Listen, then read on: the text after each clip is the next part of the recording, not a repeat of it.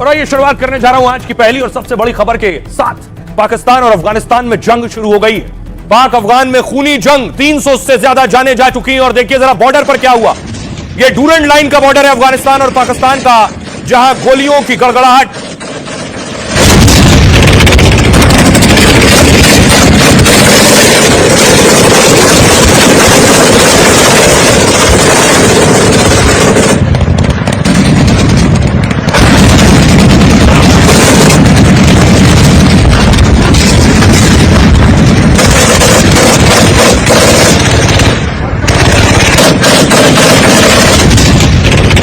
तरफ से लड़ाई की तस्वीरें आप देख रहे हैं। बॉर्डर पर पाकिस्तान और अफगानिस्तान के बॉर्डर पर दोनों तरफ से गोलियों की बौछार हो रही है, गोलों की बौछार हो रही है।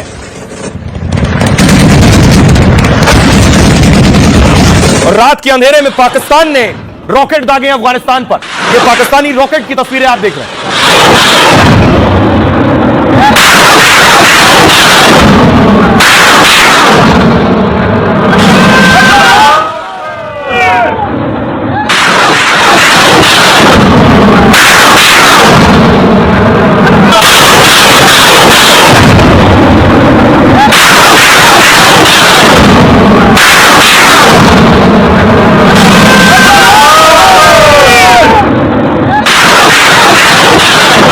पाकिस्तान ने तोपें लगा दी और तोपों से गोले दागे गए। ये वो तस्वीरें, पाकिस्तान के टैंक्स आग उगल रहे थे।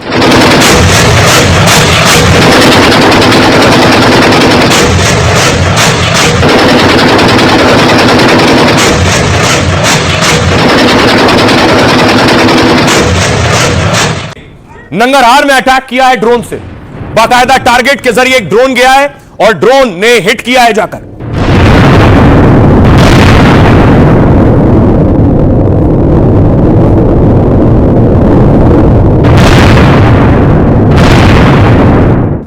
देखिए जरा एक दूसरे पर कहां कहां हमले किए गए हैं। मैप के जरिए मैं आपको दिखाता हूं अफगान ने पाकिस्तान पर कहां कहां हमले किए।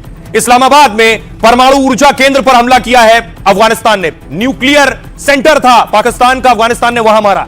खैबर पख्तूनख्वा नौशेरा का किला है, खैबर पख्तूनख्वा में वहां अटैक किया है। इसके अलावा खैबर पख्तूनख्वा में पुलिस स्टेशन है, वहां अटैक किया है। जमरूद का सैन्य बेस है, वहां अटैक किया अफगानिस्तान में। पेशावर में अटैक किया है, कुर्रम में अटैक किया है, बाजौर में और चिरताल में अटैक किया। एबटाबाद में अफगानिस्तान ने हमला किया है।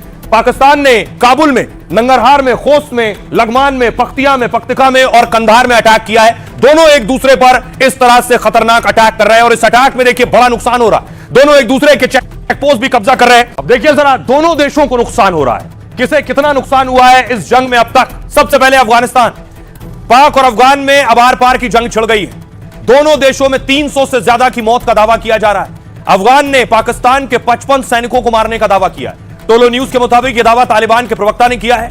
अफगान का दावा है कि 23 पाक सैनिकों के शव उसके पास हैं। पाक सेना के एक क्षेत्रीय हेडक्वार्टर को कब्जा कर लिया है। साथ ही पाक की 19 चौकियों पर अफगानी कब्जा हो गया है। खबरें हैं कि पाकिस्तान के 4 मिलिट्री बेस पर भी हमले हुए। दावा है कि पाकिस्तान की राजधानी में भी हमला हो गया है। इस्लामाबाद में शहबाज शरीफ के घर से कुछ दूरी पर बमबारी हुई है। इतना ही नहीं, पाक के कई इलाकों में ड्रोन अटैक भी हुए हैं। तालिबानी सरकार ने पाकिस्तान को धमकी देते हुए कहा है कि पाकिस्तान ने फिर हमला किया तो हम और करारा जवाब देंगे। अब पाकिस्तान क्या दावा कर रहा है, जवाब देते हुए पाक ने फिर अफगान पर एयर स्ट्राइक की, जिसमें उसका दावा है 274 अफगान के लड़ाकों को मार दिया। पाकिस्तान ने ऑपरेशन का नाम गजब लिल हक रखा है। गजब लिल हक का मतलब है इंसाफ के लिए गुस्सा, जिसका ऐलान खुद पाकिस्तानी रक्षा मंत्री ने किया। ख्वाजा आसिफ ने कहा सब्र खत्म हुआ, अब यह खुली जंग है हमारे बीच, अब सीधा युद्ध है, अब दमादम मस्त कलंदर होगा। पीएम शहबाज शरीफ ने दुश्मन को कुचलने का दम भरा है। दोनों देशों में तोरखम बॉर्डर पर भारी बमबारी और फायरिंग हो रही है। पाकिस्तान ने तोरखम में अस्पताल पर हवाई हमला कर दिया है, जिससे अस्पताल की इमारत बर्बाद हो गई और कर्मचारी घायल हो गए हैं। ये दोनों देशों के बीच अब तक नुकसान हुआ है। सुनिए, दावा किया है अफगानिस्तान ने कि पाकिस्तान का फाइटर गिरा दिया है उन्होंने। पाकिस्तान का फाइटर F-16 था या JF-17, इसकी पुष्टि नहीं हो पाई है।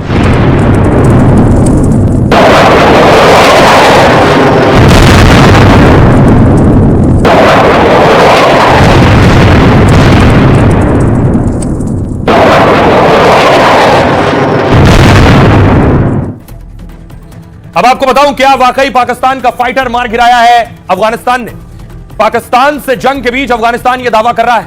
अफगान सेना ने पाक का फाइटर जेट गिराने का दावा किया है। दावा है कि अफगान ने रॉकेट लॉन्चर से पाक का जेट मार गिराया है। पाकिस्तानी वायुसेना के पास दो मुख्य फाइटर जेट है। पहला ये जो आप देख रहे हैं, ये है F-16 फाइटर जेट पाकिस्तान को अमेरिका ने दिया है। पाकिस्तान के पास इस जेट के लगभग 75 से 80 जेट हैं। इसकी खासियत यह है कि इसमें एडवांस रडार लगा हुआ है। यह काफी दूर से टारगेट डिटेक्ट करता है और ट्रैक कर सकता है। साथ ही लंबी दूरी की मिसाइल भी ले जाने में सक्षम है। हालांकि अमेरिका ने इसके इस्तेमाल पर कुछ शर्तें लगाई हैं और इसका इस्तेमाल आतंकवाद विरोधी ऑपरेशंस में हो सकता है। पाक इसका इस्तेमाल आंतरिक सुरक्षा के लिए कर सकता है। इसके अलावा क्या अफगानिस्तान ने अगर F-16 नहीं तो JF-17 थंडर गिरा दिया है। JF-17 थंडर चीन और पाकिस्तान ने मिलकर बनाया है। पाकिस्तान के पास 150 से ज्यादा JF-17 है। पाक वायुसेना के बेड़े में इसकी संख्या सबसे ज्यादा है। यह जेट सस्ता है और आसानी से बनाया जा सकता है, इसलिए ज्यादातर ऑपरेशंस में इसी का इस्तेमाल होता है। अफगानी मीडिया रिपोर्ट्स में इस बात का दावा किया गया है कि उनके एयर स्पेस में घुसने वाला पाक जेट गिरा दिया गया है। हालांकि पाकिस्तान ने किसी भी जेट के गिरने की पुष्टि नहीं की है। पाकिस्तान ने कहा है कि उनकी सेना के सभी हमले सफल रहे हैं और हमले में अफगानिस्तान को भारी नुकसान हुआ है। किसी पायलट से जुड़ी या क्रैश की रिपोर्ट सामने नहीं आई। यह दावा पाकिस्तान कर रहा है और पाकिस्तान हमेशा ऐसे दावों पर झूठ बोलता है। दुनिया इस वक्त टेंशन में है कि आखिर पाकिस्तान और अफगानिस्तान के बीच जो जंग हो रही है ये आखिर कहां और कब जाकर रुकेगी। देखिए जरा दुनिया क्या कह रही है इस पर। रूस ने अपील की है कि पाक अफगान तुरंत लड़ाई रोक दें। रूस ने कहा है कि हमले बंद करो और मतभेद सुलझाओ। दोनों देश चाहे तो हम मध्यस्थता पर विचार करेंगे। क्षेत्रीय स्थिरता बनाना और हालात बिगड़ने से रोकना होगा। चीन का कहना है बातचीत और समझौते से मतभेद और विवाद खत्म करें। तनाव कम करने, रिश्ते सुधारने में भूमिका निभाने को भी तैयार है। चीन ने कहा संघर्ष में लोगों की जान जाने से दुखी हैं। हालात बिगड़े तो दोनों को नुकसान होगा, इसलिए दुश्मनी खत्म करना हित में है। ईरान ने संघर्ष रोकने के लिए मध्यस्थता का प्रस्ताव दे दिया है। अफगान और पाकिस्तान रमजान के पवित्र महीने के मौके पर अपने मतभेद अच्छे पड़ोसी संबंधों और संवाद के जरिए सुलझाए। ये आत्मसंयम और इस्लामी दुनिया में एकता को बढ़ाने का महीना है। भारतीय विदेश मंत्रालय ने पाक की पहली एयर स्ट्राइक की निंदा की थी। रमजान के पवित्र मौके पर पाकिस्तान की इस हरकत को गलत बताया था। कहा था यह पाक की अंदरूनी नाकामियों को बाहर दिखाने की कोशिश है। भारत अफगान की संप्रभुता, अखंडता और आजादी को समर्थन दोहराता है। तुर्की कहना है पाक अफगान में जारी संघर्ष को लेकर तुर्की सक्रिय हो गया है। तुर्की कई देशों से बातचीत कर विवाद सुलझाने में लग गया है। पाक, अफगान, कतर, सऊदी अरब के विदेश मंत्रियों से बात की गई है। ब्रिटेन ने तनाव कम करने के लिए कदम उठाने को कहा है। आम लोगों को और नुकसान न पहुंचाए, बातचीत शुरू की जाए। संयुक्त राष्ट्र ने दोनों देशों से संयम बरतने और तनाव कम करने को कहा है। यूएन के अफसर ने कहा है मौजूदा हालात दुर्भाग्यवश हिंसा में बदल गए हैं। तत्काल संघर्ष विराम हो ताकि नागरिकों की सुरक्षा सर्वोच्च प्राथमिकता रहे। अब सवाल यह है इस बीच भारत का क्या रिएक्शन होगा, भारत क्या करेगा, क्योंकि भारत का इन्वेस्टमेंट खान में है। पिछले साल अफगानी विदेश मंत्री आमिर खान मुत्तकी भारत पहुंचे थे। अफगान विदेश मंत्री का भारत आना पाक को बर्दाश्त नहीं हुआ। इसके बाद दोनों मुस्लिम देशों में अचानक बमबारी शुरू हो गई थी। अब एक बार फिर दोनों मुस्लिम देश आमने सामने। पाक रक्षा मंत्री ने इस जंग के लिए भी आरोप पर आरोप मढ़ दिया है। ख्वाजा आसिफ ने कहा अफगान भारत की कॉलोनी बन गया है। हमें लगता था रूस अमेरिकी सेना जाने से अफगान में शांति होगी, लेकिन तालिबान तो भारत का प्रॉक्सी बनकर रह गया है। हमने बहुत ज्यादा डिप्लोमेसी की, लेकिन अब बहुत हुआ। ऐसे में सवाल है कि जंग का भारत पर कितना असर होगा। एक्सपर्ट्स के मुताबिक इससे भारत अफगान रिश्ते मजबूत हो सकते हैं। भारतीय कंपनियों ने अफगानिस्तान में 27,000 करोड़ का निवेश किया है। अफगानिस्तान की संसद का निर्माण भी भारत की कंपनी ने किया है। इंफ्रा, स्वास्थ्य, सड़क, बिजली जैसे सेक्टर में बंपर निवेश किया है। साथ ही फार्मा कंपनियों ने भी अफगानिस्तान में भारी निवेश किया है। जंग के लंबा खींचने से कुछ कंपनियों को नुकसान हो सकता है और इस टकराव से पूरे इलाके की सुरक्षा प्रभावित होगी। इस जंग से अफगानिस्तान में कई गुट बन सकते हैं। भारत अफगानिस्तान से ड्राई फ्रूट और कृषि उत्पाद खरीदता है। सब्जियों और मसालों की खेप भी भारत पहुंचती है। भारत दवा सहित कई सामान अफगानिस्तान को सप्लाई करता है, लेकिन जंग से ट्रेड यानी व्यापार रूट पर कोई खास असर नहीं पड़ेगा। और हमारे साथ डिफेंस एक्सपर्ट टीपी त्यागी क्या कुछ कह रहे हैं, जरा सुनिए। अफगानिस्तान और पाकिस्तान के बीच लड़ाई के लिए भारत को जिम्मेदार ठहरा रहा है। ये बहुत ही हास्यास्पद बात है, क्योंकि इसमें भारत का कोई रोल नहीं है, भारत का कोई काम नहीं है। आप अफगानिस्तान के ऊपर हवाई हमले करो और फिर दोष भारत के ऊपर मरो। जब वहां से उनका बड़ा जबरदस्त जवाब आता है, उनके जमीनी हमलों का आप सामना नहीं कर पाते, आपके सैनिक पोस्ट छोड़कर भाग जाते हैं। आप जो सोचा था वो कुछ नहीं कर पाएंगे। आपके ऊपर कैंटोनमेंट्स के ऊपर उनके ड्रोन हमले होते हैं।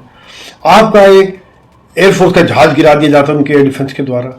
अब मुनीर को लग रहा होगा कि कौन थे मेरे वो सलाहकार जिन्होंने मुझे सलाह दी कि आप अफगानिस्तान के ऊपर हमला करो। हिंदुस्तान भी बीच में आया है और हिंदुस्तान ने पाकिस्तान के इस एयर बम्बार्डमेंट में जो उन्होंने अफगानिस्तान में किया उसकी निंदा की है, अफगानिस्तान की सॉवरेनिटी को अपहेल्ड किया है। अब बहुत मुमकिन है कि पाकिस्तान का ये एम हो कि वो अफगानिस्तान के बरगाम एयरबेस को किसी तरह कंट्रोल करके अमेरिका को दे दे, लेकिन अगर ऐसा होता है तो फिर हमें उसमें इंटरवीन करना पड़ेगा और हमें हो सकता है कि हमें अफगानिस्तान के साथ खुल के आना पड़े। इस तरह की पूरी बटालियन तैयार कर ली है अफगानिस्तान ने, तो पाकिस्तान के लिए हालात और मुश्किल होने वाले हैं अगर अफगान ऐसे लड़ाई करने लग गया इस तरह से। ऐसे वक्त में जब पाक अफगान में भीषण हमले हो रहे हैं, तब तालिबान ने अपना आत्मघाती दस्ता एक्टिव कर लिया, यानी अफगानी सुइसाइड स्क्वाड पाकिस्तान में अब धमाके करेगा।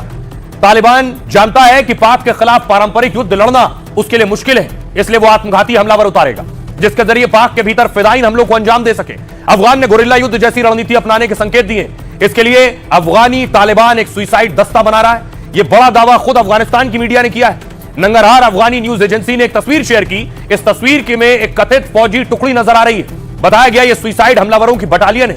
अफगान सुरक्षा सूत्र के हवाले से दावा किया गया कि हमलावर विस्फोटक, जैकेट और कार बमों के जरिए पाक आर्मी के बड़े ठिकानों पर हमला करने की तैयारी में है। इससे पाकिस्तान की मुनीर सेना की टेंशन बढ़ी है, क्योंकि मुनीर के पास सुइसाइड दस्ते का कोई तोड़ नहीं है।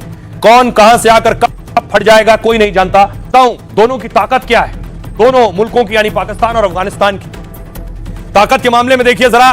पाकिस्तान 12वें नंबर पर है सैन्य ताकत में और अफगानिस्तान 118वें नंबर पर है। पाकिस्तान 13 लाख सैनिक हैं और अफगानिस्तान के पास 2 लाख सैनिक हैं। पाकिस्तान के पास एयरक्राफ्ट 1399 और अफगानिस्तान के पास 9 एयरक्राफ्ट है। पाकिस्तान के पास 376 हेलीकॉप्टर है, अफगानिस्तान के पास 9 हेलीकॉप्टर है। पाकिस्तान के पास 2627 टैंक हैं, अफगानिस्तान के पास 140 टैंक हैं। सैन्य वाहन पाकिस्तान के पास 17000 और अफगानिस्तान के पास 5000 सैन्य वाहन है। पनडुब्बी 8 पनडुब्बी पाकिस्तान के पास है, अफगानिस्तान के पास 0। परमाणु बम पाकिस्तान के पास 170 और अफगानिस्तान के पास 0 है। यह दोनों की सैन्य ताकत है। सुनिए जरा दोनों देश के नेता क्या कह रहे हैं कि पाकिस्तान बेशक अफगानिस्तान से लड़ने की कोशिश कर रहा हो, लेकिन अफगानिस्तान को हराना मुश्किल है। अफगानिस्तान में कई सालों से संघर्ष के हालात रहे, मगर कोई भी विदेशी सेना इसमें कामयाब नहीं हुई। सोवियत संघ यानी रूस ने 10 साल तक युद्ध लड़ा है। 1979 से और 89 में सोवियत सेना के जाने पर खत्म हुई जो जंग शुरू हुई थी। ऐसे ही 2001 से 2021 तक अमेरिका ने भी युद्ध लड़ा है। नाटो के कई देश इसमें शामिल थे, मगर वो भी नाकाम रहा है। रूस, अमेरिका नाकाम रहे, पाक तो उनसे बहुत कमजोर है, क्योंकि अफगान में अफगानियों को हराना बड़ी चुनौती है। 3 रणनीतिक तरीके मैदान जंग में अफगान की बड़ी ताकत है। पहला, गुरिल्ला वॉर। गुरिल्ला वॉर का मतलब है छोटे छोटे हमलों का खेल है ये। इसमें बड़ी सेना के खिलाफ छोटी टुकड़ियां लड़ती हैं, सीधे टकराने की बजाय गुरिल्ला की तरह छिप कर वार करती हैं। बिना हथियार के हमले के भी दुश्मनों को हराया जा सकता है। इसका मकसद दुश्मन को थकाना और कमजोर बनाना होता है। गुरिल्ला वॉर में पाक सेना बार बार मात खा रही है। उसके बाद अगला तरीका एम्बुश। गुरिल्ला वॉर से पाक सैनिकों के हथियार बारूद छीने इसका इस्तेमाल एम्बुश यानी अचानक हमले में करते हैं। वो सड़क पर अचानक पाक के काफिले को टारगेट बनाते हैं, पाक सैनिकों को ढेर कर बॉर्डर भी पार कर जाते हैं और इस तरह जमीनी हमले में पाक पर भारी पड़ते हैं। अगला है पहाड़ी इलाकों का फायदा। जैसे नक्सली आतंकी घने जंगल में वारदात में माहिर होते हैं, ऐसे ही तालिबानी लड़ाके पहाड़ी इलाके का चप्पा चप्पा जानते हैं। पाक के टैंक और हेलीकॉप्टर यहां मुश्किल से पहुंच पाते हैं, जबकि टीटीपी लड़ाके बारूद बिछाते हैं, स्नाइपर से हमला करते हैं और पकड़े जाने से पहले ही ठिकाना बदल लेते हैं। अमेरिका अफगान से जाते समय जो हथियार छोड़ गया था, उनमें से बहुत से हथियार भी इनके पास हैं। उन्हीं हथियारों का इस्तेमाल कर पाक में तबाही मचा रहे हैं। तो अफगानिस्तान के पास खोने के लिए बहुत कुछ नहीं है, इसलिए पाकिस्तान के खिलाफ जंग लड़ेगा तो बुरी मार भी मारेगा। खबरों में आगे बढ़ते हैं, देश की बात करते हैं। एक बड़ी खबर आई आज, शराब घोटाले के आरोप धुल गए क्या?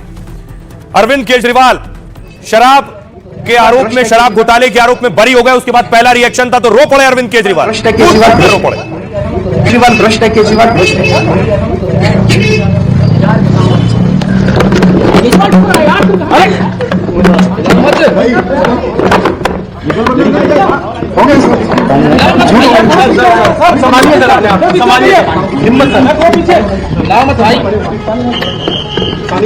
केजरीवाल भ्रष्ट नहीं है, केजरीवाल भ्रष्ट नहीं है, केजरीवाल भ्रष्ट है, केजरीवाल भ्रष्ट है, केजरीवाल भ्रष्ट है, केजरीवाल भ्रष्ट है।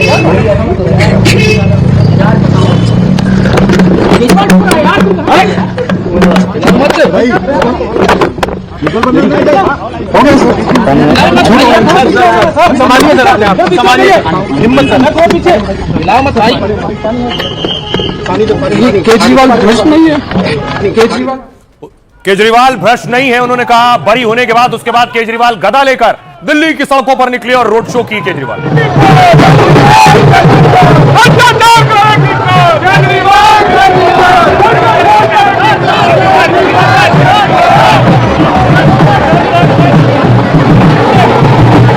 केजरीवाल के लिए आरोपों से बरी होना बड़ी जीत था। केजरीवाल ने इन आरोपों के बाद बहुत कुछ खोया है, सीएम का पद, सीएम की कुर्सी, देश की राजधानी दिल्ली और पूरा चुनाव।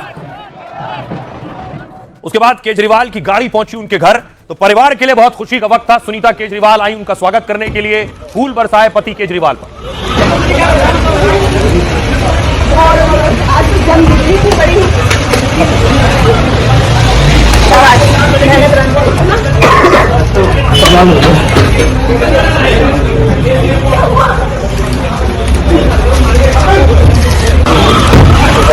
केजरीवाल परिवार के लिए बहुत भावुक क्षण, क्योंकि परिवार ने बहुत कुछ देखा इस दरमियान। केजरीवाल जेल गए, कई महीने जेल रह गए, मनीष सिसोदिया जेल गए, और परिवार की खुशी अलग थी जब केजरीवाल बरी हुए।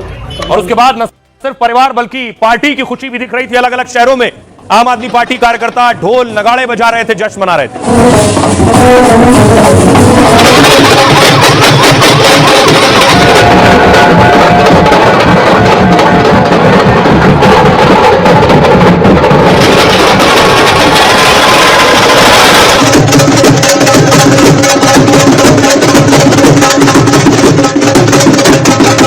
मनीष सिसोदिया भी शराब घोटाले के आरोपों से बरी हुए, तो मनीष सिसोदिया खुद को थिरकने से रोक नहीं पाए।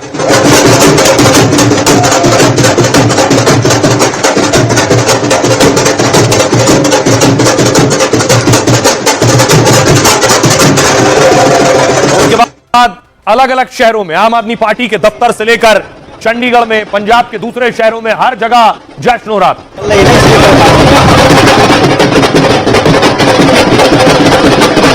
केजरीवाल भ्रष्ट नहीं है। आज केजरीवाल के आंसू थमने का नाम नहीं ले रहे थे। बगल में खड़े मनीष सिसोदिया ने गले लगाया, ढांढस बंधाया, लेकिन केजरीवाल के आंसुओं को यह मालूम था कि आज कोर्ट ने उनकी कट्टर ईमानदारी पर मोहर लगाई है। केवल अपनी जिंदगी में ईमानदारी कमाई है, इन्होंने झूठा केस लगाया और आज ये साबित हो गया। कोर्ट ने कहा है कि केजरीवाल कट्टर ईमानदार है। और शायद केजरीवाल की आंखों को यह भी मालूम था कि विरोधियों को उनके आंसू घड़ियाली ही लगेंगे।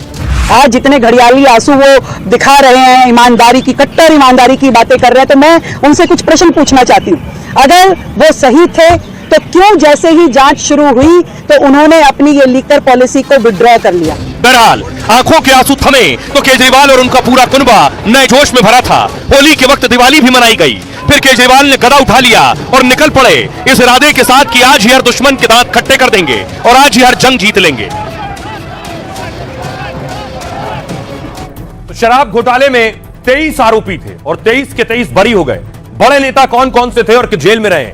सबसे पहले देखिए, अरविंद केजरीवाल दिल्ली के पूर्व मुख्यमंत्री 156 दिन जेल में रहे और अब बरी हो गए।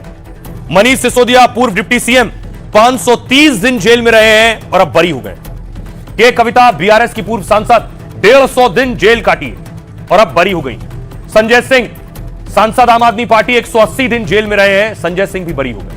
आइए अब आपको इन नेताओं को सुनवाता हूं, सुनिए जरा। जब कोर्ट ने इन्हें शराब घोटाले के आरोपों से बरी किया, इनका क्या कहना है? आपने जेल भेज दिया हमारे 5 सबसे बड़े नेताओं को। आम आदमी पार्टी, एक समय ऐसा था जब आम आदमी पार्टी के सबसे टॉप के 5 नेता जेल में थे एक साथ। उसके बाद भी केजरीवाल का कुछ नहीं बिगाड़ सके। अब तो एक ही तरीका बचा है मोदी जी केजरीवाल से निपटने का। केजरीवाल का कत्ल करवाना पड़ेगा, केजरीवाल की हत्या करवानी पड़ेगी। उसके अलावा केजरीवाल आपसे संभलने वाला नहीं है। अरविंद जी ने पूरा जीवन ईमानदारी से जिया है और उनका एक ही ध्येय है कि ये देश खूब तरक्की करे। लेकिन इन लोगों ने अपने सत्ता के लालच में पिछले इतने सालों से हमारे ऊपर झूठी एलिगेशंस लगाई, हमारे को तड़पाया, हमारे को, अरविंद जी को, उनके साथियों को जेल में भेजा, बहुत कष्ट दिया। लेकिन मुझे विश्वास था कि ईश्वर हमारा साथ देंगे, सच की जीत होगी। मैं अपने उन साथियों का भी धन्यवाद देना चाहूंगी जो इस समय में हमारे साथ रहे। सबका बहुत बहुत धन्यवाद। अरविंद केजरीवाल कट्टर ईमानदार हैं कोर्ट सर्टिफाइड कट्टर ईमानदार हैं अरविंद केजरीवाल, मनीष सिसोदिया कट्टर ईमानदार हैं, आम आदमी पार्टी ईमानदार है। पूरी मनोहर कहानियां वाली स्क्रिप्ट लिख के लाए थे मोदी जी, ईडी और सीबीआई के कंधे पे उसको रख के बेचने की कोशिश कर रहे थे, लेकिन अल्टीमेटली इस देश में संविधान चलता है और इस जगत में भगवान चलता है, भगवान का राज चलता है। तो मोदी जी अपने आप को भगवान ना समझें, वो ये ना सोचें कि मैं जो कहूंगा वही सच साबित होगा, मैं जो कहूंगा वही सही है। उनका कहा भी झूठ होता है और सिद्ध होता है। वो तो बताना बहुत ही मुश्किल है भैया मेरे लिए ना, क्योंकि संभल ही रहा था मेरे पे, तो जो भी है बताना तो बहुत मुश्किल है मेरे लिए। भगवान है, हाँ भगवान है। हम बार बार कह रहे थे, हाथ जोड़कर कह रहे थे कि कोई एक सबूत तो दिखाओ अरविंद केजरीवाल के खिलाफ, कोई एक सबूत तो दिखाओ मनीष सिसोदिया के खिलाफ, कोई रुपया मिला हो, कोई प्लॉट मिला हो, कोई गहना मिला हो, कुछ तो दिखाओ। नहीं सुनी गई हमारी बात, खूब बदनाम किया गया, हजारों टीवी शो हुए, डिबेट्स हुई, आपके प्रवक्ता आके चिल्ला चिल्ला के बदनाम करते रहे।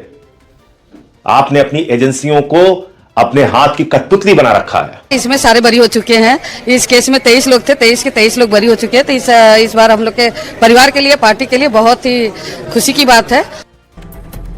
तो सभी बड़े नेता आम आदमी पार्टी के और उनकी पत्नियों को सुना आपने। अब देखिए जरा अरविंद केजरीवाल आज जिस वक्त सुबह सुबह कोर्ट पहुंचे, क्या केजरीवाल को यकीन था कि उन्होंने कुछ किया नहीं, वो बरी हो जाएंगे? ये वो तस्वीर है जब राउज एवेन्यू कोर्ट पहुंचे अरविंद केजरीवाल।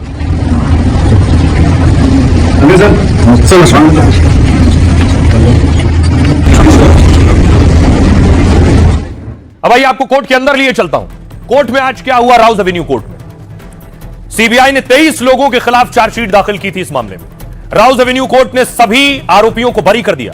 कोर्ट ने साजिश की थ्योरी को सिरे से खारिज कर दिया। करीब 4 महीने तक कोर्ट में मामले की सुनवाई चली। राउज एवेन्यू कोर्ट ने 600 पन्नों का आदेश जारी किया है। सीबीआई ने 6 घंटे के भीतर फैसले को हाईकोर्ट में चुनौती दे दी है। अब आपको बताऊं कोर्ट में हुआ क्या। कोर्ट ने कहा हजारों पन्नों की चार्जशीट में कई खामियां हैं। सीबीआई की चार्जशीट में भ्रामक दावे किए गए। सीबीआई के पास साबित करने लायक सबूत नहीं है। ऐसे दस्तावेज हैं जो गवाहों के बयान से मेल नहीं खाते हैं। सीबीआई के दावे ठोस सबूतों की जगह अनुमान पर टिके थे। इसमें विरोधाभास है, साजिश की थ्योरी कमजोर है, चार्जशीट में कई बातें गुमराह करने वाली। आबकारी नीति बनाने में कोई साजिश नहीं थी। सीबीआई का मामला न्यायिक जांच पर खरा नहीं उतरता है। केजरीवाल का नाम बिना ठोस सबूत के जोड़ दिया गया। जब मामला किसी संवैधानिक पद पर बैठे व्यक्ति से जुड़ा हो तब बिना सबूत के आरोप कानून के सिद्धांतों के खिलाफ है। केजरीवाल साजिश का हिस्सा थे, यह दलील टिकती नहीं है। मनीष सिसोदिया के खिलाफ भी कोई सबूत नहीं है। सीबीआई पहली नजर में भी कोई ठोस मामला नहीं बना पाई। पहले आरोपी यानी आरोपी नंबर 1 कुलदीप के खिलाफ ही कोई ठोस सबूत नहीं। सीबीआई के जांच अधिकारी के खिलाफ ही विभागीय जांच हो।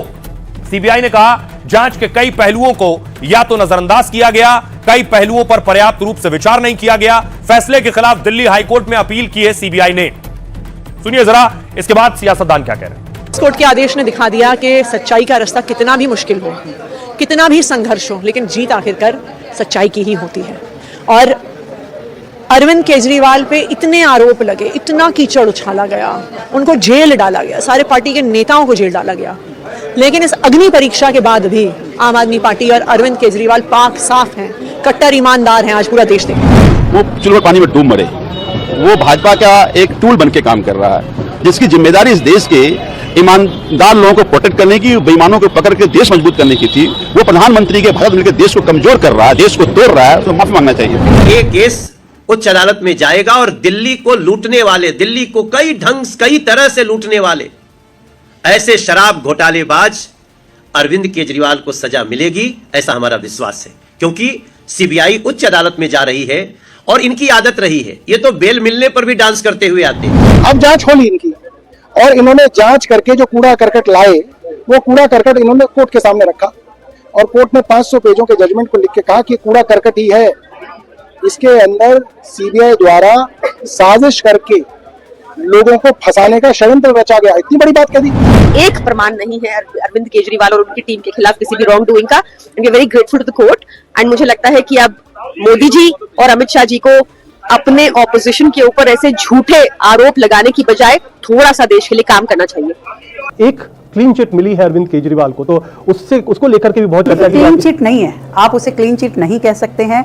जिस तरीके से रोड शो निकाल करके माननीय केजरीवाल साहब जनता को गुमराह करने की कोशिश कर रहे हैं कि मुझे क्लीन चिट मिल गई है, तो ये बात का ध्यान रखा जाए कि साक्ष्यों की कमी बोली है कोर्ट ने, ये क्लीन चिट नहीं होती है। इसके बाद भी बहुत सारी अदालतें हैं। अगर ऐसा नहीं होता, अगर उनका भ्रष्टाचार नहीं था, तो मैं कुछ सवाल उनसे पूछना चाहती हूं आपके माध्यम से। शराब घोटाले की बात हो रही है, वो कह रहे हैं शराब घोटाला शब्द ही कहां से आया, मुझे बदनाम करने के लिए आया। पर मैं पूछती हूं कि अगर शराब घोटाले में घोटाला नहीं था तो ये पॉलिसी जांच के शुरू होते ही आपने वापस क्यों ले ली? तुरंत आपने उसको वापस ले लिया, तुरंत सब कुछ दोबारा से ठीक करने की कोशिश करी। आपने क्या एक के साथ एक बॉटल फ्री नहीं दी?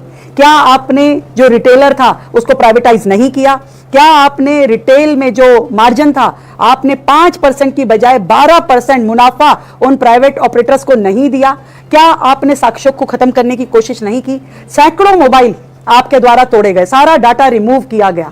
क्यों किया गया? आप अपने आप को कट्टर ईमानदार कह रहे हैं कि जी मैं बड़ा ईमानदार हूं और मैंने तो ईमानदारी का पूरा पुलिंदा मैं ही हूं। तो मुझे यह बताइए कि ऐसा पूरे देश में कौन सा मुख्यमंत्री है जो एक भी विभाग अपने पास ना रखता हो? अब देखिए, इस मामले में यह टीम तो बरी हो गई, लेकिन यह टीम फंस गई। शराब घोटाले की जांच करने वाली सीबीआई पर सवाल खड़े हो रहे हैं। जांच में शामिल सीबीआई के अधिकारियों की मुसीबत बढ़ सकती है। कोर्ट ने आरोपी नंबर 1 कुलदीप सिंह को लेकर नाराजगी जताई और जांच करने वाले अधिकारी के खिलाफ जांच के निर्देश दिए। उस वक्त कुलदीप सिंह एक्साइज विभाग में डिप्टी कमिश्नर थे। कोर्ट ने कहा जांच अधिकारी की जांच पहले से सोची समझी थी। कोर्ट ने चार्जशीट में संदिग्ध कॉलम को लेकर नाराजगी जताई। संदिग्ध कॉलम में मौजूद लोगों को सरकारी गवाह भी बताया गया था। कोर्ट ने कहा इस विरोधाभास को नजरअंदाज नहीं किया जा सकता। जांच अधिकारी ने जानबूझकर कहानी को ढीला रखने की कोशिश की। कोर्ट के निर्देश के बाद सीबीआई अपने जांच अधिकारी के खिलाफ जांच करेगी। विभाग की ओर से जांच की जिम्मेदारी 1 या 2 अधिकारी को दी जाएगी और यह देखा जाएगा कि जांच अधिकारी ने गलतियां क्यों की हैं। सुनिए जरा इस मामले में क्या कुछ कह रहे हैं विकास। इस केस में अगर आप देख रहे हैं तो ट्रायल कोर्ट ने सही किया है और उन्होंने कहा है कि तफ्तीश में क्या कमियां हैं और क्यों ये केस खत्म किया जाए, लोगों को डिस्चार्ज किया जाए। अब ये जो खारिज हुआ है इसका ये भी नतीजा होगा कि ईडी के केस का भी जो बेसिस है वो खत्म हो जाएगा और ईडी का केस भी मेरी उम्मीद है खत्म हो जाना चाहिए। लेकिन हाँ, ईडी कोई ना कोई कारण ढूंढ ही लेती है कि अपने केस को जीवित रखे जब उसका बेसिस ही खत्म हो चुका है। एंटीसिपेटरी बेल सिर्फ पॉलिटिकल केसेस के लिए लाया गया कि भाई जब भी कोई सरकार आती है दूसरे सरकार के खिलाफ वो पॉलिटिकल केसेस डालना चाहती है, तो इसलिए एंटीसिपेटरी बेल देना चाहिए। तो मेरे हिसाब से अब वो जमाना आ गया है कि इस तरह के खास करके पॉलिटिकल केसेस में बिना कोई एडमिसिबल एविडेंस के कोई इनिशियल ऑर्डर कस्टडी का या बेल रिजेक्शन का। खबरों में आगे बढ़ते हैं। आज की एक और बड़ी खबर है शंकराचार्य से जुड़ी हुई। शंकराचार्य का क्या होगा, इस पर बहुत दिन से अटकलें लग रही थी। शंकराचार्य की गिरफ्तारी पर फिलहाल रोक लगा दी गई। शंकराचार्य की आज तस्वीर सामने आई। जैसे ही उनकी गिरफ्तारी पर रोक लगी, यह थी उनकी पहली तस्वीर। अपने यहां लोगों पर फूलों की बारिश की उन्होंने।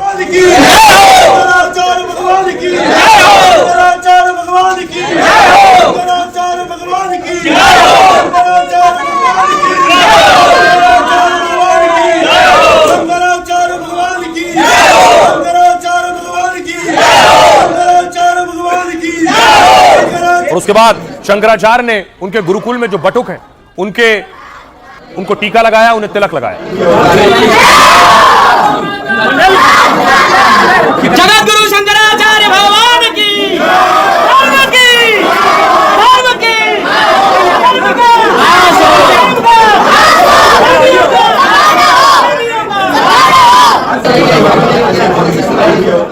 और फिर शंकराचार्य के आश्रम में जश्न शुरू हो गया, नृत्य शुरू हो गया और शंकराचार्य में आस्था रखने वाले लोग पहुंचने लगे।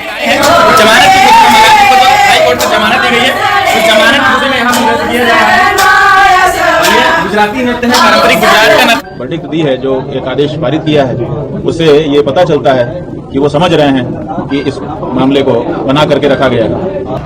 बटुकों से यौन शोषण केस में शंकराचार्य को बड़ी राहत मिली है। इलाहाबाद हाईकोर्ट ने मार्च के तीसरे हफ्ते तक फैसला सुरक्षित रख लिया है। मतलब तब तक शंकराचार्य की गिरफ्तारी पर रोक रहेगी, लेकिन शंकराचार्य स्वामी अभिमुक्तेश्वरानंद को पुलिस जांच में सहयोग करना होगा। पुलिस शंकराचार्य से मामले में पूछताछ कर सकती है। इतने बड़े एविडेंस, इतने बड़े साक्ष्य, मेडिकल, पेन ड्राइव, हमें न्यायालय पूर्ण भरोसा है और न्यायालय सजा देगा। और अभी न्यायालय का अंतिम फैसला नहीं आया, खुश होने की जरूरत नहीं है, कुकर्मियों। अब आपको कोर्ट लिए चलता हूं। शंकराचार्य की अंतरिम जमानत पर आज सुनवाई हुई। शंकराचार्य की याचिका पर इलाहाबाद हाईकोर्ट में सुनवाई हुई। सरकार की तरफ से पेश वकील ने अग्रिम जमानत का विरोध किया। कोर्ट को पॉक्सो केस की गंभीरता बताई, उन्हें निचली अदालत जाना चाहिए था कहा गया। शंकराचार्य के वकील ने कहा इस मामले को साजिश बताया, यह धर्म गुरु का केस है, किसी अपराधी का नहीं। सरकारी वकील ने कहा शंकराचार्य बहुत ताकतवर हैं, अगर वो बाहर रहेंगे तो केस को प्रभावित कर सकते हैं, उन्हें पहले निचली अदालत में जाना चाहिए। सरकारी वकील ने कहा कोर्ट में एफआईआर की कॉपी पढ़ी गई। शंकराचार्य के वकील ने कहा शिकायतकर्ता आशुतोष महाराज की हिस्ट्री शीट बताई। आशुतोष महाराज के खिलाफ 21 मामले दर्ज हैं, उन पर 25,000 रुपए का इनाम घोषित है। एक बटुक की मार्कशीट पेश की गई है जिसमें उसे बालिग बताया गया है। इसकी जांच की मांग की गई। कथित पीड़ित कभी भी आश्रम में नहीं रहा, यह भी कहा गया। हाईकोर्ट ने पुलिस से पूछा पीड़ित बच्चे कहां हैं। शंकराचार्य के वकील ने कहा एक पीड़ित को मजिस्ट्रेट के सामने पेश किया गया, दूसरे को पेश क्यों नहीं किया गया। आशुतोष महाराज के वकील ने कहा दूसरे पीड़ित के पेपर चल रहे थे इसलिए उसे पेश नहीं किया गया। सरकारी वकील ने कहा अगर जमानत दी गई तो यह नजीर बन जाएगी। अब सुनवाई के लिए हाईकोर्ट आ जाएंगे सभी लोग। निचली अदालत की कार्रवाई पर असर पड़ेगा इससे। शंकराचार्य को पहले वहां जाना चाहिए था। हाईकोर्ट ने दोनों पक्षों की दलील सुनने के बाद फैसला सुरक्षित रख लिया और कोर्ट का आदेश आने तक अब शंकराचार्य की गिरफ्तारी पर रोक रहेगी। शंकराचार्य को जांच में सहयोग करने को कहा गया है। अब मार्च के तीसरे हफ्ते में केस की सुनवाई होगी। और इसके बाद देखिए जरा शंकराचार्य क्या कह रहे हैं और आशुतोष महाराज क्या कह रहे हैं। गलत नहीं थे, हमारे पास हमारी सच्चाई का बल था, धर्म का बल था, इसीलिए हम हिम्मत करके आगे आ पाए। जिस तरह से पूरे देश में एक वातावरण बनाया गया उल्टा, इसके बावजूद हम क्यों खड़े रहे। अगर हमारे पास बल नहीं होता तो हम परेशान हो जाते। कोई अंतिम फैसला नहीं सुनाया आज। माननीय न्यायालय ने कहा है कि जब तक मेरा अंतिम फैसला ना आ जाए तो, क्योंकि इनके अधिवक्ता कहने लगे कि होली आ रही है, साहब हमारे गिरफ्तार कर लेंगे, हम कैसे त्योहार मना पाएंगे। तो माननीय न्यायालय ने कहा जब तक अंतिम फैसला नहीं आता जब तक गिरफ्तारी नहीं करेंगे, परंतु जांच पर कोई रोक नहीं लगाएंगे। माघ मेला में जो 18 तारीख को घटना हुई थी राज्य सरकार के द्वारा, उसके अनुपालन में ये सक्रिय हो गए और पहले इन्होंने 18 तारीख का एक झूठा केस बनाया जिसको कि 21 तारीख को इन्होंने मजिस्ट्रेट के यहाँ किया। उसमें इन्होंने इन बच्चों का कोई जिक्र नहीं किया, जबकि ये कहते हैं कि 18 को बच्चे इनके पास आ गए थे। यही सब बात की गई। अब सवाल यह है सच कैसे सामने आएगा। शंकराचार्य नार्को टेस्ट की बात कर रहे हैं। हाईकोर्ट में सुनवाई से पहले शंकराचार्य का बड़ा बयान आया। उन्होंने कहा झूठ की उम्र लंबी नहीं होती है, सच सबके सामने आ जाएगा। शंकराचार्य स्वामी अविमुक्तेश्वरानंद सरस्वती ने नार्को टेस्ट की मांग कर दी। शंकराचार्य ने कहा सच सामने लाने के लिए नार्को टेस्ट होना चाहिए, नार्को सहित जो भी हो उसे कराया जाना चाहिए। शंकराचार्य के शिष्य ने भी सारे आरोपों को साजिश बताया। मुकुंदानंद ने कहा था वो नार्को टेस्ट कराने के लिए भी तैयार है। नार्को टेस्ट के लिए कोर्ट की मंजूरी लेनी होती है, कोर्ट की मंजूरी के बिना नार्को टेस्ट नहीं हो सकता। आरोपी की मर्जी के बिना नार्को टेस्ट संभव नहीं है। नार्को टेस्ट एक नियंत्रित मेडिकल माहौल में किया जाता है। इसमें सोडियम पेंटोथल इंजेक्शन शरीर में दिया जाता है। इससे व्यक्ति अर्धचेतन स्थिति में चला जाता है, जिससे उसकी कल्पना शक्ति कम हो जाती है, तब झूठ बोलने की क्षमता कमजोर हो जाती है। तभी जांच टीम उससे केस से जुड़े सवाल पूछती है। एक्सपर्ट की टीम पूरी प्रक्रिया को मॉनिटर करती है और पूरी प्रक्रिया की वीडियो रिकॉर्डिंग की जाती है। लेकिन नार्को टेस्ट के नतीजे सबूत के तौर पर पेश नहीं किए जा सकते। इससे जांच एजेंसी को केस की जांच में मदद मिल सकती है, साथ ही नए सबूत खोजने में इससे मदद मिलती है। आइए सुनिए जरा क्या कुछ कह रहे हैं आशुतोष महाराज और शंकराचार्य। यही वो एप्लोप टैब है जिसके पिटाई के अंदर सारे सबूत विद्यमान है।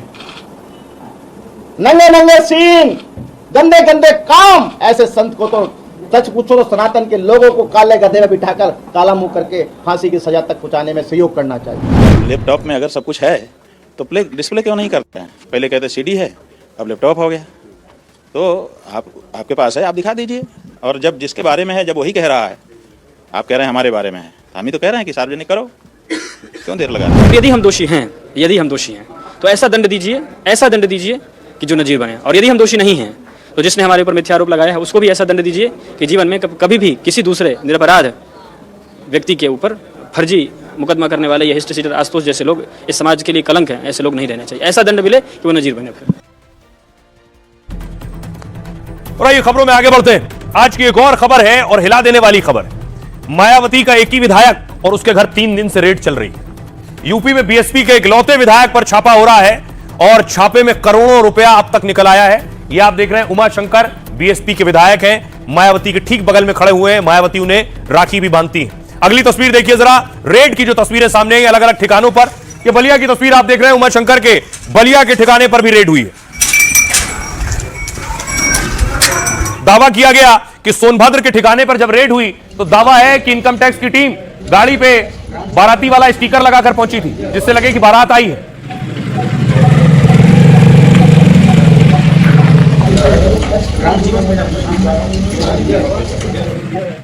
अब आपको बताऊं कि रेड में अब तक क्या कुछ मिला है, क्या दावा किया जा रहा है। यह विधायक यूपी में बीएसपी के इकलौते विधायक उमाशंकर सिंह पर आयकर का छापा पड़ा। सोनभद्र, कौशांबी और बलिया समेत कई शहरों में एक साथ छापेमारी की गई। बलिया और सोनभद्र में 60 घंटे बाद भी आयकर की छापेमारी लगातार जारी है। लखनऊ में छापेमारी पूरी हो गई है। यहां करीब 50 अधिकारियों ने छापा मारा था। सोनभद्र में आयकर के 24 अधिकारी कई गाड़ियों से बाराती बनकर छापा मारने पहुंचे। अधिकारियों ने पहचान छिपाने के लिए गाड़ियों पर शादी के पर्चे लगाए। दावा है लखनऊ और अन्य ठिकानों से अब तक करीब 10 करोड़ कैश बरामद हुआ है, जबकि इसके साथ ही महंगी गाड़ियां, सोना चांदी और कीमती जेवर मिले। फिलहाल आयकर की टीमें अभी भी टैक्स चोरी से जुड़े दस्तावेज खंगाल रही। यह कार्रवाई करीब 1000 करोड़ की टैक्स चोरी के आरोप में की जा रही है। 1000 करोड़। इससे आपको अंदाजा होगा कि इनकम टैक्स के पास क्या इनपुट थे। सुनिए जरा सियासतदान क्या कहते हैं। आईटी वालों को नाम कौन बताता है? और उनके यहाँ छापा इसलिए पड़ा है कि कुछ लोग जापान गए हुए हैं। अगर वो जापान न गए होते तो शायद छापा न पड़ता, क्योंकि पुलिस पता लग जाती, पुलिस लीक कर देती। सवाल ये नहीं हुआ सकता था छापा पड़ा। बीजेपी का कोई अगर है तो उसमें छापा नहीं पड़ता। बीजेपी को खुश कर दो, कभी छापा नहीं पड़ेगा। श्री उमाशंकर सिंह जी को ब्रेन का चौथे स्तर का कैंसर है। वो अपनी सांसें बचाने के लिए कभी अमेरिका, कभी दिल्ली, कभी लखनऊ 2 वर्षों से लगातार दौड़ रहे हैं और ऐसी परिस्थितियों में उनका धंधा व्यवसाय सब चौपट हो चुका है, ऑलमोस्ट बंद हो चुका है। उसके बावजूद उनके घर में रेड किया जाना, इन परिस्थितियों में जीवन की हानि होती है तो इसके लिए संस्थाएं जिम्मेदार होंगी। एजेंसियां हैं, स्वतंत्र अपने हिसाब से काम करें उस पर नहीं, लेकिन निश्चित रूप से मानवता के आधार पर उमाशंकर जी की तबीयत खराब, हम सब लोग, पूरा सदन उनके साथ खड़ा है, तो निश्चित रूप से लोग मानवीय आधार पर नोटिस दे के जवाब माना जाना चाहिए। और इस तरीके से हमको लगता है कि कभी कभी होता है कि दुख है तो दुख और बढ़ जाता है। और दिलचस्प यह है कि मायावती के जो विधायक हैं, इन विधायक जी के जो समधी हैं वो यूपी सरकार में मंत्री हैं और मंत्री जी खासे नाराज हैं इस रेट से। आइए बारी है लाइफ का फंडा की। जिंदगी और हालात चाहे कितने भी कठोर हो और कितने भी ठोकर मारे, लोग चाहे मजाक उड़ाएं या तो हतोत्साहित करें, लेकिन हिम्मत कभी मत हारिए। उनकी सुनिए जो आपको वाकई समझते और जानते हैं। ओलंपिक के 3 गोल्ड मेडल जीतने वाली विल्मा रुडोल्फ की कहानी कुछ ऐसी ही है। अमेरिका की एक गरीब घर में जन्मी विल्मा को 4 साल की उम्र में पोलियो हो गया। उनके बाएं पैर में लकवा मार गया था। डॉक्टरों ने कह दिया था कि विल्मा अब कभी चल नहीं पाएंगी। दोस्त रिश्तेदार भी हमदर्दी जताते, लेकिन विल्मा की मां ने ठान लिया था कि उनकी बेटी सिर्फ चलेगी नहीं बल्कि दौड़ेगी भी। अपनी बेटी को भी वो यही समझाती कि तुम गिरोगी, तुम्हें चोट लगेगी, लेकिन हिम्मत मत हारना, एक दिन जरूर जीतोगी। विल्मा ने सिर्फ मां की बात सुनी, ब्रेस यानी नकली पैर निकलवा कर चलना शुरू किया तो कई बार चोट लगी। 13 साल की उम्र में पहली बार दौड़ में भाग लिया तो आखिरी नंबर पर आई। अगली 8 और रेस वो बुरी तरह से हार गई, लेकिन 9वीं रेस से जीत का जो सफर शुरू हुआ तो फिर दुनिया देखती रह गई। वो स्कूल कॉलेज से लेकर स्टेट तक की हर रेस जीतने लग गई और यकीन मानिए ओलंपिक के लिए भी उन्हें चुन लिया गया। जो बच्ची 12 साल तक जमीन पर पैर नहीं रख पाती थी, उसने 7 साल बाद ओलंपिक में 3 गोल्ड मेडल जीत लिए। पूरा अमेरिका उन्हें तूफान कहने लगा और विल्मा ने लाइफ का बड़ा फंडा दिया। शारीरिक चुनौतियां या मुश्किल हालात तब तक आपके सपनों को रोक नहीं सकते जब तक आप खुद हार नहीं मान लेते। तो जहां से जो अच्छा हासिल हो उसे अपनाएं और प्रेरणा लें। अपना और अपनों का बहुत बहुत ख्याल रखिए। रुक रहे हैं ब्रेक के लिए।